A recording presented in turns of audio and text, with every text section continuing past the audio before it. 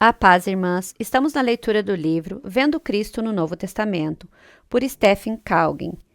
Volume 1, Mateus, Marcos, Lucas, João, Atos.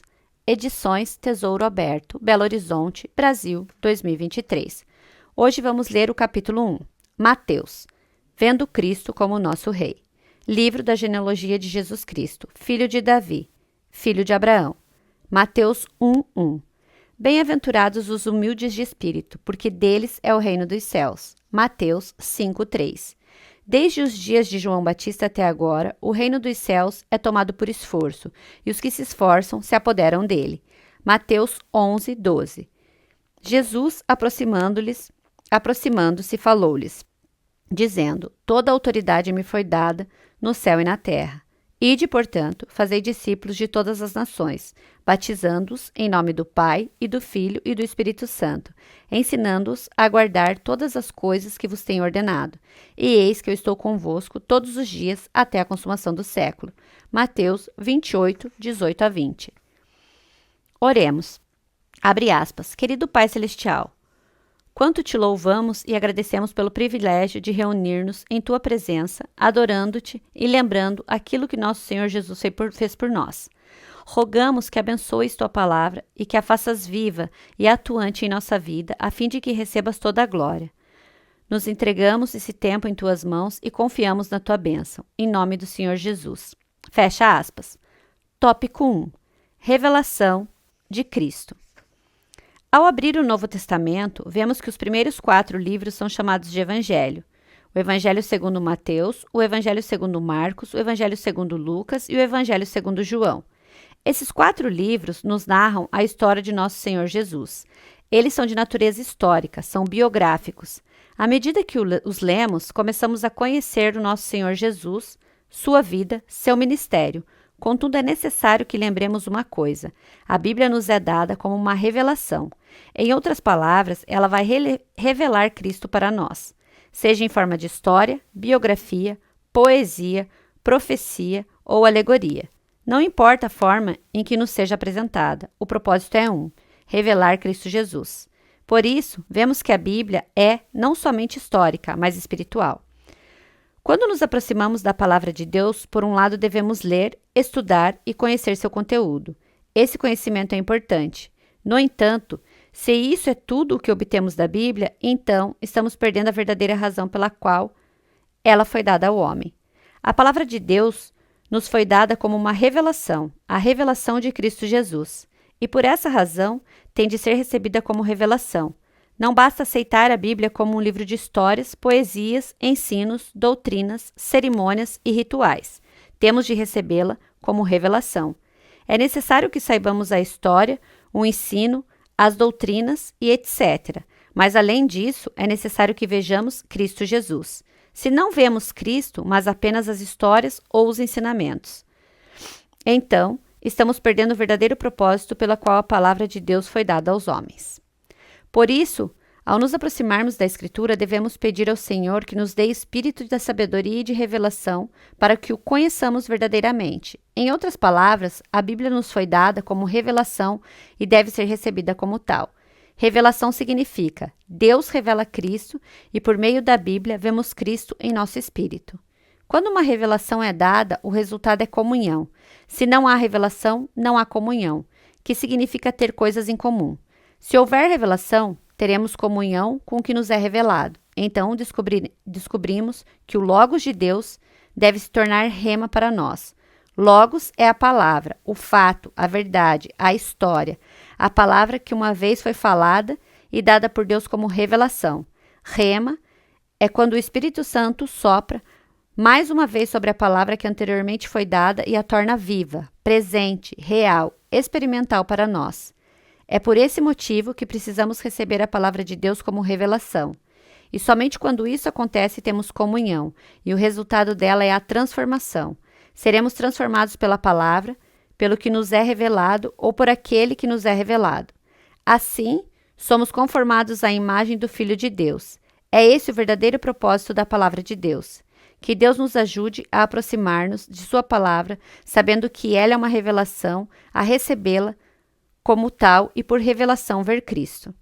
Os primeiros 4 livros do Novo Testamento são históricos, e embora narrem a história da vida de nosso Senhor Jesus, o propósito de Deus não é apenas que conheçamos a história, e sim que realmente vejamos Jesus.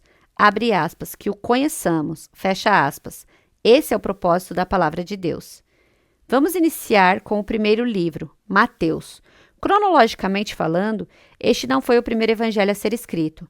A maioria dos comentaristas concorda que o primeiro tenha sido Marcos. No entanto, de acordo com a soberania de Deus, e cremos que há soberania nesse caso, ao abrirmos o Novo Testamento, o evangelho segundo Mateus aparece em primeiro lugar. Do ponto de vista humano, colocaríamos Lucas antes, porque esse é o evangelho da graça para a remissão de nossos pecados. Estamos conscientes de nossos pecados. Sabemos que somos pecadores, que necessitamos de perdão, que necessitamos da graça de Deus. E o evangelho de Jesus Cristo é o evangelho da graça. Por meio da graça, pela fé, somos perdoados e recebemos vida eterna. Assim, do ponto de vista humano, diríamos que o evangelho, segundo Lucas, deveria ser colocado em primeiro lugar. Mas atendendo ao ponto de vista de Deus, Mateus foi colocado em primeiro lugar por quê? Porque para Deus, a primeira coisa que precisamos ver e saber a respeito de Cristo é vê-lo e conhecê-lo como nosso Rei. O evangelho do reino é o evangelho do ponto de vista de Deus. O evangelho da graça é o evangelho de acordo com o nosso ponto de vista. É claro, o evangelho tem ambos aspectos, mas geralmente iniciamos por nós mesmos. Somos muito centrados em nós, desejamos a graça para nós, para nossa satisfação, e às vezes esquecemos que devemos ser centrados em Deus, que necessitamos ver o evangelho do ponto de vista divino. O que é que Deus deseja que saibamos acerca do Evangelho ou acerca do Senhor Jesus em primeiro lugar? Que o conheçamos como nosso Rei. Uma das razões pelas quais a vida de alguns cristãos é tão fraca e seu testemunho tão ineficiente é que receberam o Senhor Jesus como seu Salvador, viram-no como seu Redentor, mas falham em vê-lo e reconhecê-lo como Senhor, como Rei.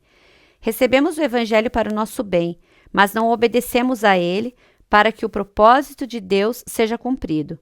Portanto, ao abrirmos o Novo Testamento, a primeira coisa que Deus deseja que vejamos é seu Filho, o Senhor Jesus Cristo, como Rei. A Bíblia como um todo tem o propósito de revelar Cristo, mas a primeira coisa que precisa ser descortinada para nós, que precisamos receber, é essa visão do Senhor Jesus como Rei. E isso requer revelação. O Espírito Santo tem de revelar isso a nós, em nosso espírito.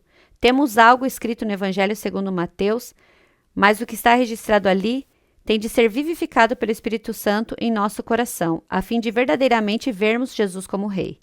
O primeiro versículo do Evangelho de Mateus diz, abre aspas, livro da genealogia de Jesus Cristo, filho de Davi, filho de Abraão. Fecha aspas. Há somente 2 lugares em toda a Bíblia em que encontramos a expressão, abre aspas, livro da genealogia. Fecha aspas. O primeiro é Gênesis 5:1. Abre aspas. O livro da genealogia de Adão. Fecha aspas.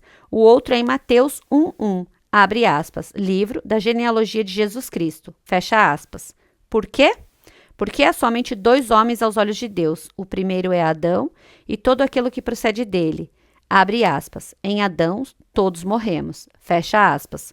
O segundo homem é Cristo. E, abre aspas, em Cristo todos são vivificados. Fecha aspas. Qual é a história da genealogia de Jesus Cristo?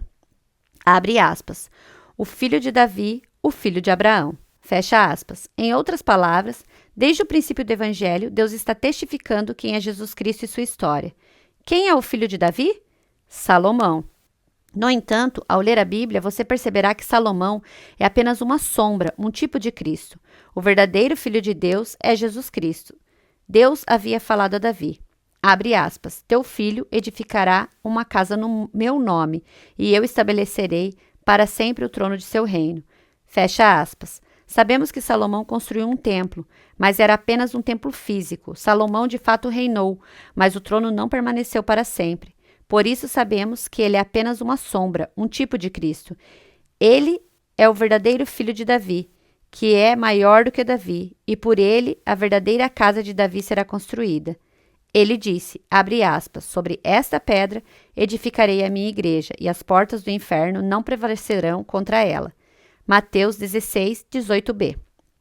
É por intermédio desse filho de Davi que o trono de Deus jamais terá fim. Ele reinará para todo sempre. Cristo é o filho de Abraão. Historicamente, o filho de Abraão é Isaque, mas Deus fez a seguinte promessa a Abraão em Gênesis 22. Abre aspas, em teu filho serão benditas todas as nações. Na tua semente, todas as nações da terra serão abençoadas. Fecha aspas. Sabemos que Isaque é apenas uma sombra. A realidade é Jesus Cristo, porque verdadeiramente é nele que todas as nações da terra serão abençoadas.